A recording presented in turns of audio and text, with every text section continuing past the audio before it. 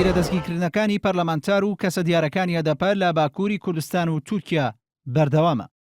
لە شاری ئەمەد عوسمان بایدەمیر پەرلەمانتاری هەدەپە لە سەر شاری ڕۆحا و ئەحمەد یاڵدرم جێگری سەرۆکی فراکسیۆنی هەدەپە لە پەرلەمانی تورکیا لەگەڵ ئیمام تاژجەر پەرلەمانتاری هەدەپە لە سەر شاری ئەمەد لە چوارچێوەی بڕیاری ڕاپێچکردنی زۆرەمرێ دەستگیر کران و دوای وەرگرتنی ئیفادە لێیان ئازاد کران. هاوکات لە شاری ئیستانبوڵیش محەممەد ئەمین ئادیامان پەرلەمانتاری شاری ئێخدری هەدەپە دەستگیر کرا و ئەویش بە ئامان شێوە دوای وەرگرتنی ئیفادە لێی لە دادگای چواری سزای قورسی ئیستانبوڵ ئازاد کرا. بەپێی میدیاکانی تورکیا و پەرلەمانتارانەی هەدەپە لەسەر دۆسیەی کەجەکە و پەیوەندی بە ڕێخستنەکانی پەکەکە و سوکایەتیکردن باردۆغان و حکوومەتی تورکیا دۆسییان لە دژکراوەتەوە.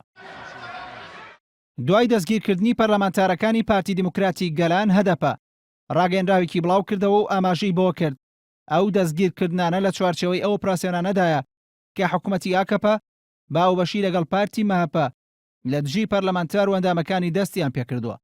هەدەپە لە ڕاگەیەنراوەکەدا دەستگیرکردنی پەرلەمانتارەکانی بەنایەسایی ناودەبا و هۆشداریشی داوەتەوە کەسانەی کە لە پشت ئەو ڕووداوەن و دەڵێت زوو یان درەنگ لەسەر ئەو کارەیان سزا دەدرێن. لەلایەکی ترەوە لە دادگای قورسی ئامەد یەکەم دانیشتنی دادگایکردنی گوڵتان کشاناک هاوسەرۆکی شاراوانی ئامەد کە دوای دەستگیرکردنی کەسێکی دیکە لە شوێنەکەی دانراوە لەگەڵ سەباحەت تونجل هاوسەرۆکی دەبەپە بەڕێوە چوو کە زیاتر لە 3 مانگە دەستگیر کراون.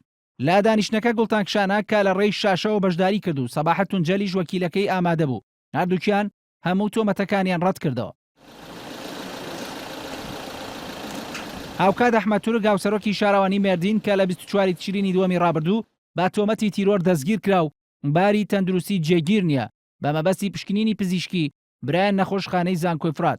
دەستگیرکردنی پەرلەمانتار و هاوسەرۆکانی شارەوانەکانی باکووری کوردستان باڵواسراوی ماونەتەوە و دادگایکردنەکانیان بە سستی بەڕێوە دەچن. هەفتەی ڕابردوو سەلاحەدین دەمەرتاژ هاوسەرۆکی هەدەپە کە ماوەی 3 مانگە دەستگیر کراوە یەک دانیشتنی بەڕێوە چوو لە کۆی 93 سکاڵا کە لە دژی تۆمار کراوە. دوای شکستی پرۆسەی ئاشتی حکوومەتی تورکیا هەڵمەتێکی لە دژی هەدەپە و دەدەپە دەست پێ کردووە و لەو چوارچێوەیەدا تەنها ساڵی ڕابردوو نزیکەی 10,000 ئەندام و هەڵسوڕاوی هەدەپە دەستگیر کراون. ئەوە جگە لە دەستگیرکردنی سەلاحەدین دەمێرتاش و فیگەن یۆکسەکداغ هاوسەرۆکانی هەدەپە و 10 پەرلەمانتاری دیکەیەوە حیزبە. هاوکات 67 هاوسەرۆکی شارەوانەکانی باکووری کوردستانیش کە بەدەست پارتی هەرێمە دیموکراتەکان دەبەپەوە بوون دەستگیر کراون.